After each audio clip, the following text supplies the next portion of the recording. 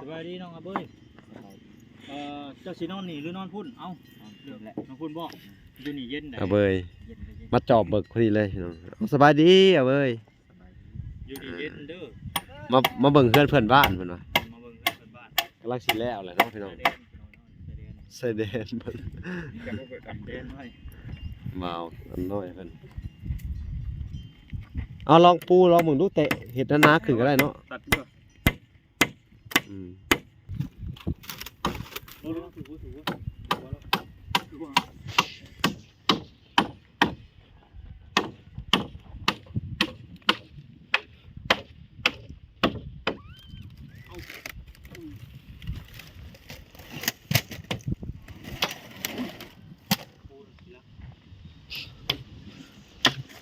แน่นอยู่ได้เฮ้ย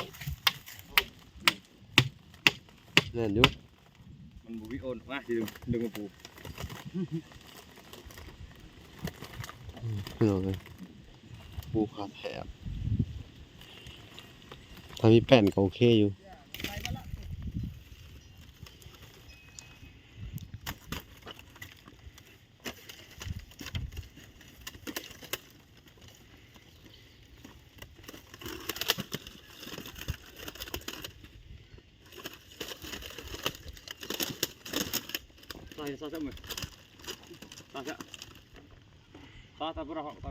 บ่อน้อยเขาไปสอยผมพี่น้อง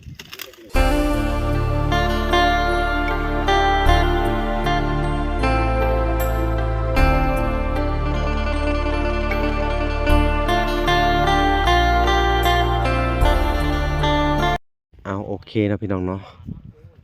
เพิ่มแป๊บเดียวใกล้จะเสร็จเลยพี่น้องเลยงูมาปัดเลยเนาะโอ้กระท่อมรุ่นนี้คือว่าใหญ่เติบพี่น้องเลยบาทนี่ปอสีแล้วแหละบาทนี่เพิ่งก็เฮ็ดคักได้พี่น้องเลยเจ้เพิ่นซับภาคใส่เนาะได้บอกแก้วซ้ำนี่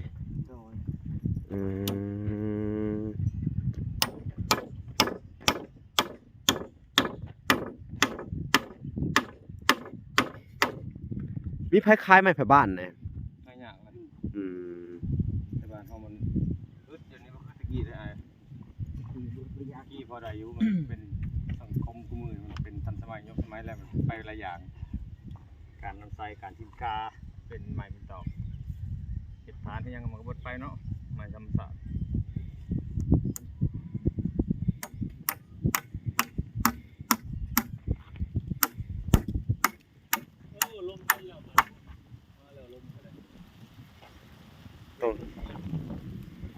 มันเป็นยังไงกระต๊อบไอ้แก้วนี่ต้องเอาอย่างปูดีกว่าบ่น้อยปีกไม้เขาขายบ่ปีกวะมีอยู่ปีกไม้ฮะต้องเอาปีกไม้เนาะเอามาเรียงกันบ่ใจยังบ่จนดีเลย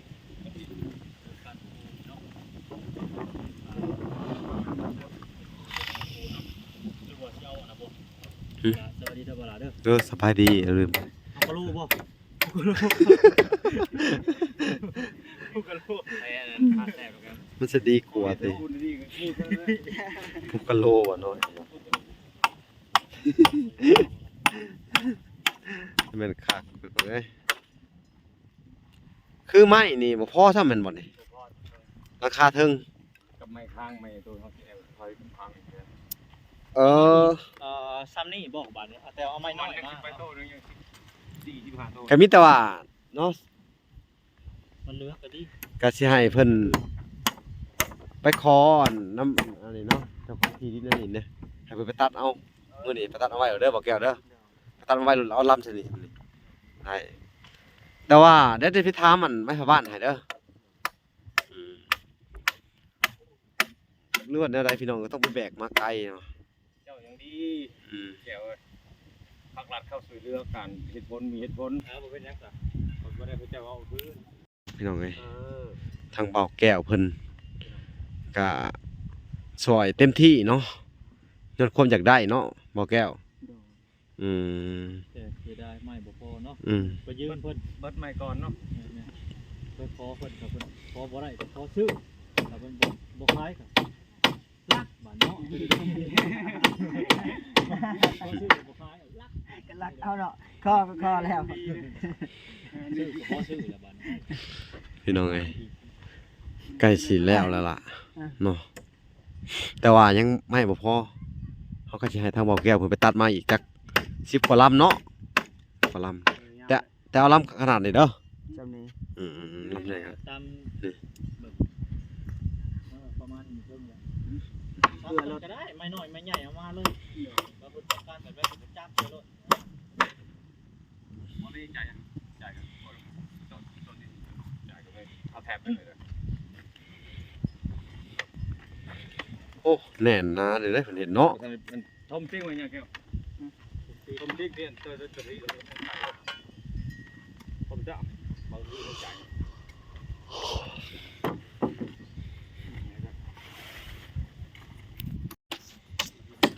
แน่นอนนี่มีของจ่าย ผมตัวแกนี่ครับผมตัวเนี่ยก็เลย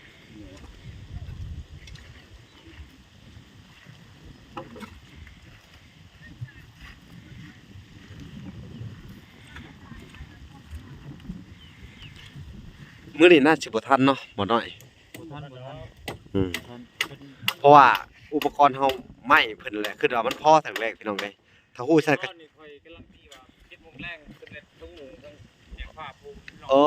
อแม่นความเพิ่นนะพี่น้อง7:00 นแรกเพิ่นนั่นแหละ แล้วก็มาตามมื้อตามเวลาก็คือเพิ่นมาช่วงบ่าย เขาก็ฮู้จักกันฮู้จักคนหนองทรายบ่พอ อืม โตคนนี้มีเขามีจักนักเดี๋ยวฮู้แฮงแนวแล้วเพิ่นว่าไปช่วยเหลือเพิ่นทายพวก LG ได้ป่ะเขาอยากได้เงินเฮ็ดให้เพิ่นส่งเฮ็ดโมแก้วนี่ครับเขาก็เลยได้เห็นแล้วว่ามาทำ อืม บ่าย2เนาะ อืมโน่ ก็ ก็ ที่เขาได้ป่ะ ตอกสำนี้แล้วก็มีแต่มื้ออื่นเช้าจังมาเพิ่มอีกเนาะให้เพิ่นไปตัดไม้ก่อน ไม่ได้ให้น้องชายไปเอานำข่อยอยู่เพิ่นหรือว่าโตเอาก็ได้ อืม ก็มาเห็นให้ลีได้อยู่ โดย นอนบ่ให้พลาดบ่มีผิดหวัง เจ้าพ่อมีรถไถบ่ค่อยเติมน้ำมันให้ผมข่อยสิ พ่อได้ข่อยบ่มี ยันว่าพอไปแก่เอาไม้ไผ่นะสิไปถามซื้อไม้ไผ่ อยากวันนั้นเนาะน้ำใจเนาะมีคือมีบ่มีคือบ่มีบ่ให้ โอเคบ่เป็นหยัง ได้สถานการณ์แบบช่วยเนาะบ่ได้ แม่น ก็มีแต่ว่าสิไปเบิ่งพี่น้องเอ้ย ๆโทรมาบ้านตอนโอ้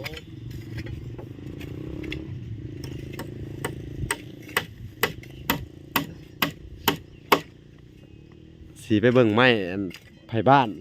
ก่อนพี่น้องเอา จะไม่เคยว่านะบ่ สับภาคเอา มันก็สิบ่เกินประมาณนี้แหละคืบหนึง1แผ่น บ่ใส่ ต้องแพน ใส่ แพน เฮ้ยบ่ได้บ่มันเป็นว่าละ ใช่ไปยัง เอาละปูบ่ได้บ่ เอาอันนั้นบ่ แม่น ก็ได้เลย ๆเอาละปูก่อนบ่ อันไม่เยอะนะ อืม ก็ได้แล้วเป็นยัง มื้อแรงนี่ก็ให้ทางอันเอื้อยกับไอ้แก้วนอนเลยเด้อนี่ อืม นอนเย็นเด้ อื เปิ ม ดแอร์สุดเลย ติดน้ำหนักก็ได้เด้มันน่ะ เอา สร้างน้ำหนักเฮ็ดใหม่ เขาว่าอันใช่นาทีที่ก็เลาะ นึกว่ามันธรรมศาสตร์อากาศมันร้อนก็ไข้แน่นอนเย็นดี แอร์สุดพี่น้องแอร์ธรรมชาติเลย อืม นี่พี่น้อง ตัวนั้นเอ้าแห้งได้น่ะ ก็คือว่าอันลองเบิ่งก่อนเนาะ จ้า ถ้ามันได้ก็เอาตัวน้ำมันอะไรมาใส่เบิ่ง คนพากระจายมาทดลองเบิ่ง ก็ต้องอุ้ยมันก็ต้องซื้อใหม่อีกซื้อใหม่อีกทีหนึงครับไหมเพราะว่ามันยังบ่พอซื้อมาครบเลย6แผ่น หรือเราคือหรือเราเสียบต้มแต่ต้ม เดี๋ยวจะยืดด้วย ต้มด้วยหรือเราต้มเลยใส่ อันนี้ก็แมลงก็บ่ต้องตอกเสตะปูกับผ้าปูผ้าได้นอนพอแล้ว อืม อันนั้นน่ะ จะมาปู จะไปลองเอามาปูผมดูผ่าตัดแผ่น ไม่ นึง เดือด เอาลอง แซ่บ ดูหาไปเอาลองใส่ลองดูให้เราตอบเลยเพิ่น อืม มาถามก็ได้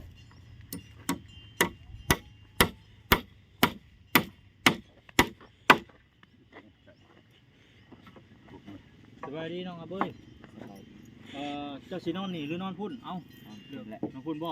อยู่นี่เย็นได้ เอาเบย เย็นเลยเย็น มาจอบเบิกพอดีเลยพี่น้องเอาสบายดีเอาเบย อยู่ดีเย็นเด้อ มาเบิ่งเพื่อนเพื่อนบ้านเพิ่นว่า มาเบิ่งกันบ้าน กำลังสิแล้วแหละเนาะพี่น้อง เดน เสด็จเพิ่น เดนให้ มาเอาอันน้อยเพิ่นเอาลองปูลองเบิ่งดูเตะเฮ็ดหนาๆขึ้นก็ได้เนาะ ตัดเพื่อ อืม ตัดสูตรหน่อยเนาะมันจะมาอยู่ตรงกลาง อันนั้นก็แม่นบ่ผู้ โดย พาไปปูนั่น ไปปูเมื่อวานเด้ อื เรา ม ไม่ได้ตั้งยังกูแอมเลยเราวันนี้จะถ่ายเพิ่นก่อน ปูนี่มัน บอ ใช้เอง ตัวเลือกกับปูกับเอาใส่ผ้าแถบแล้ว ตัวนี้ต่อเขาบ่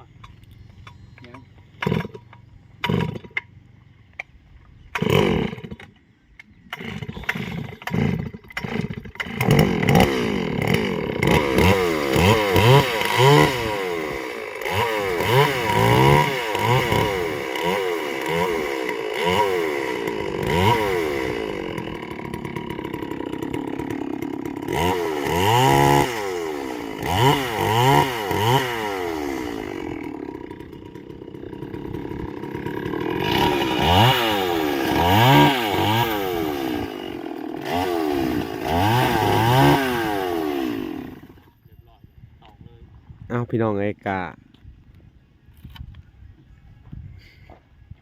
สิเบิ่งเพิ่นต่อไปพี่น้องเอ้ยว่าเสร็จแล้วมันจะออกมาเป็นแบบไหน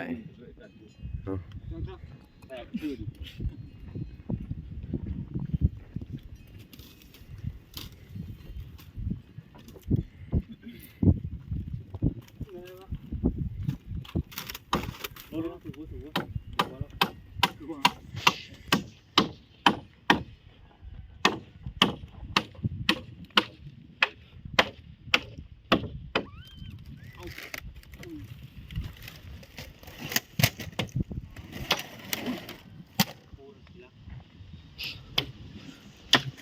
แน่นอยู่ได้เฮ้ยแน่นอยู่ มันบุวิโอนมาทีดึงมาปู พี่น้องเอ้ยปูขาดแถบถ้ามีแป้นก็โอเคอยู่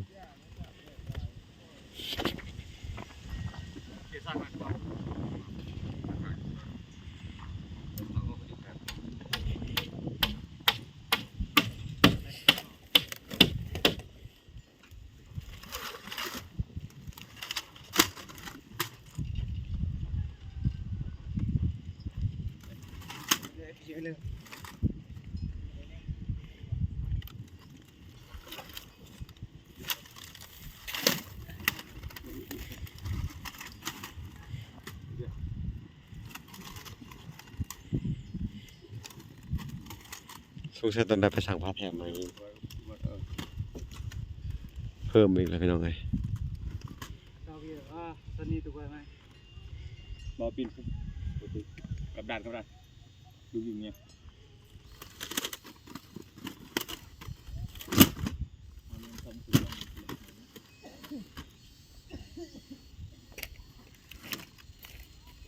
ปูให้เรานอนเขาเสือเจอเราห่อนแรงดิ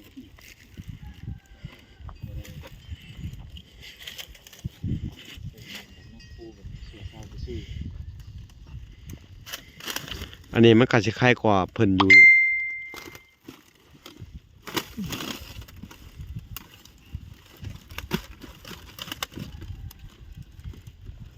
เกี่ยวผักเลยตัวนี้เกี่ยวคือใหม่เนาะ อืม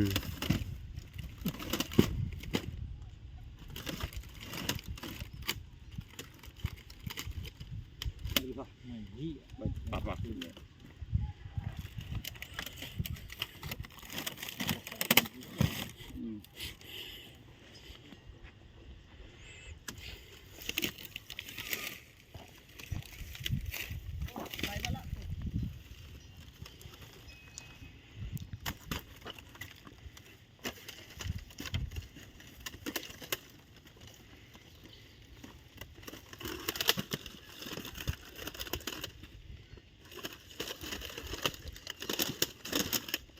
sao sẽ mày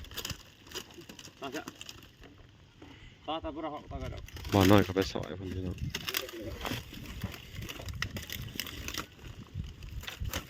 ผักเลยก็ได้เนาะ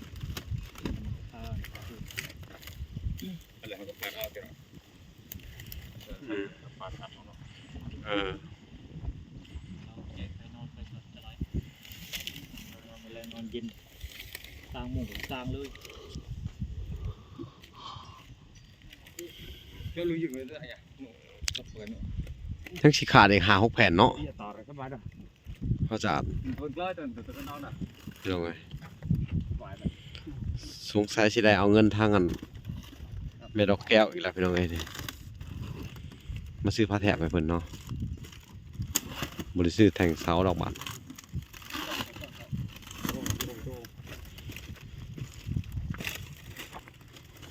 แทงเหมือนจะดูหรอก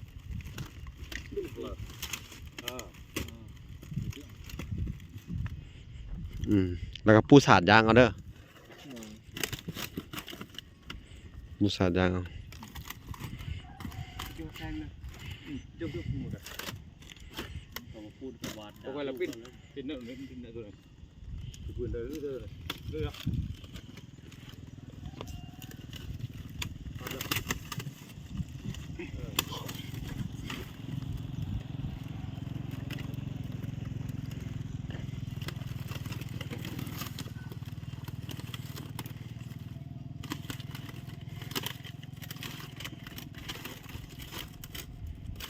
ตัวน้องยุบ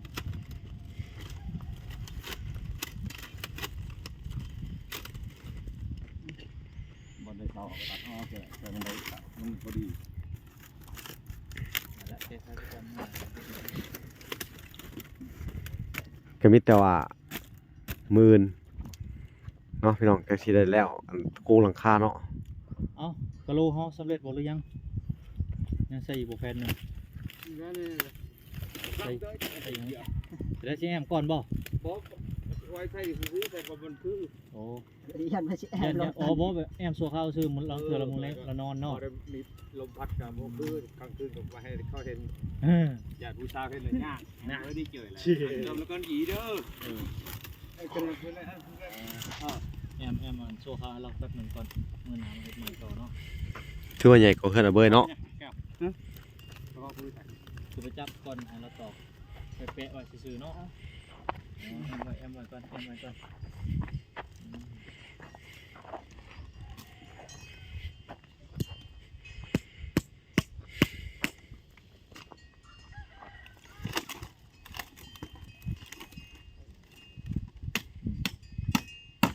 เอาตะปูหมวกก็มีนะบ่เสื้อขาวเนาะ ไปอยู่แล้ว มาอยู่ตะปูหมวกต้องตะปูกรุ๊บไม่ต้องใส่หมวก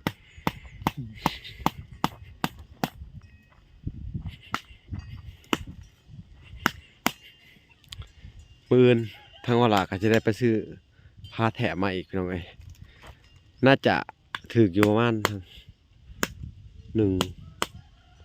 2 3 4 5แผ่น6แผ่นพี่น้องเอ้ยเนาะก็สิถูกอีกประมาณ500,000คือเก่าโอเคจะซื้ออันทางซื้อหยังหลายอย่างแหน่ให้เราพี่น้องเอ้ยเนาะให้ทางไอ้แก้วเพิ่นแล้วก็ ก็บ่เห็นข่าวล่ะ พี่น้องเอ้ย ฮะ ตัวเทิงนี่จงให้เป็นช่องลมเลยก็ได้เนาะ นั่นละถือ เนาะ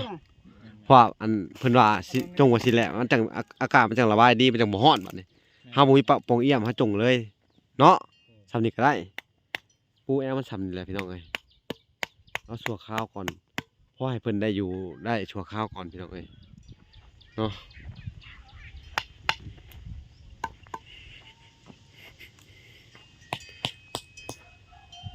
เอาพี่น้องเอ้ยคลิปนี้ก็บ่มีหยังหลายพี่น้องเอ้ยอัปเดตการสั่งกระต๊อบของทางไอ้แก้วเพิ่นเนาะก็คืบหน้าไปได้ครึ่งหนึงแล้วพี่น้องเอ้ยมื้ออื่นก็คือแล้วเนาะมันก็ได้แอมเลย